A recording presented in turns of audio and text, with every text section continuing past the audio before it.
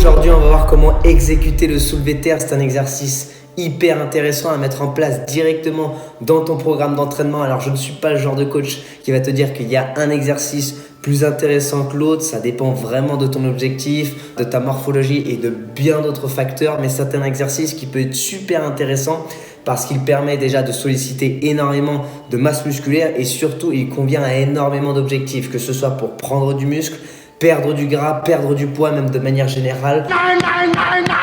Devenir plus fort, devenir plus rapide, il est super intéressant pour énormément d'objectifs. En plus, c'est un exercice qui peut faire peur tout simplement parce qu'il sollicite, il mobilise cette colonne vertébrale. Mais si tu mets en place une bonne technique, que tu places des charges petit à petit de plus en plus lourdes, sur charge progressive, qui ne veut pas dire mettre lourd dès le début, mais vraiment focus au niveau de la technique et de charger petit à petit, alors tu n'auras aucun souci au niveau de l'exécution de ce soulevé de terre. Et avant ça, what's up? Comment tu vas? J'espère que tu vas bien. Moi, c'est Charles RCN et bienvenue dans cette chaîne YouTube. En tout cas, n'hésite pas à laisser ton petit like et à t'abonner. Le soulevé de terre, c'est un exercice de base polyarticulaire qui sollicite énormément d'articulations, chevilles, genoux, hanches, les épaules. Il permet de solliciter énormément la chaîne postérieure. Certaines personnes sentent plus au niveau des quadriceps, ischio, fessiers. D'autres vont plus sentir au niveau des lombaires et des dorsaux. C'est pour ça que tu as le choix.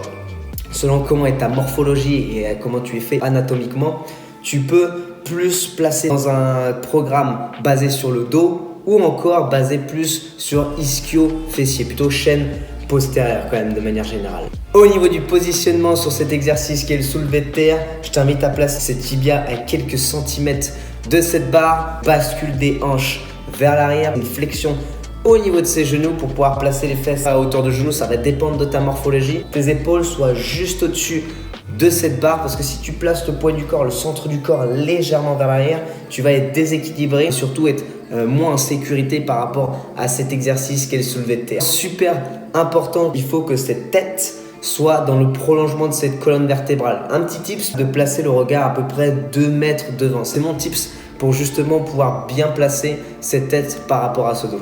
Au niveau de l'exécution, le plus important sur ce soulevé de terre, c'est d'avoir une exécution simultanée, une extension simultanée des hanches et des genoux pour pouvoir soulever cette barre, de maintenir ce dos droit, d'ouvrir cette poitrine, d'aspirer légèrement son nombril et de venir rétracter entre ses omoplates pour pouvoir placer et garder cette barre proche de ce corps. Donc ça doit vraiment frôler ce corps pour bien exécuter ce soulevé de terre. Petit focus au niveau de ses fessiers. Si tu commences à avoir les hanches qui poussent en premier, puis ensuite le reste qui se déplie, tu vas mettre une énorme tension au niveau de ce bas du dos et plus particulièrement de ses lombaires. Et dernier petit point, c'est au niveau de la prise de main. Il y a plusieurs prises de main qui sont possibles. La classique, c'est prise de main pronation, paume de main vers le sol, là exactement au niveau de mes mains, où tu vas avoir la prise de main inversée, une fois à droite, une fois à gauche, ça dépend après de comment tu le places. L'objectif, c'est quand même de serrer en série, de changer justement ce positionnement pour éviter un déséquilibre musculaire. Car oui, vu que tu as un positionnement qui est légèrement différent, tu vas recruter différemment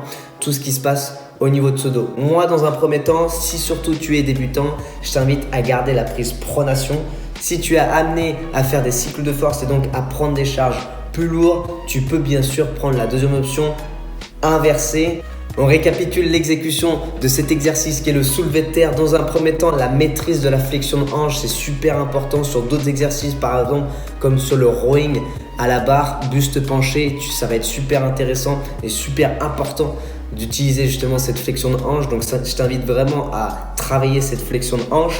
Deuxième point super important, les tibias proches de cette barre. Troisième point, les épaules qui sont juste au-dessus de cette barre. Quatrième point, garder cette tête alignée avec le reste de la colonne vertébrale. Cinquième point, les talons ancrés au sol. C'est en poussant les talons dans ce sol que l'on justement repousse cette barre vers le haut. Sixième point, extension de hanches et de genoux simultanés en gardant la barre le plus proche possible de ce corps. Pour redescendre au niveau de l'exécution, c'est exactement la même chose. L'objectif, c'est de garder cette flexion simultanée justement au niveau de ses hanches et de ses genoux et de maintenir cette barre le plus proche possible de ce corps. Et dernier point important, c'est de garder la poitrine haute, de resserrer entre ses omoplates et d'aspirer au niveau de son nombril pour venir faire intervenir ce transverse et pour pouvoir gainer un maximum l'ensemble du corps, ce qui permet de transférer cette force de ses pieds jusqu'en haut.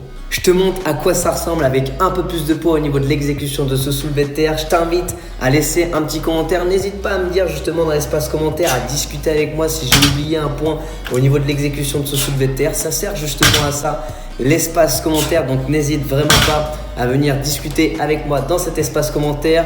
Nous, on se retrouve la prochaine fois pour une nouvelle vidéo. Tchuss!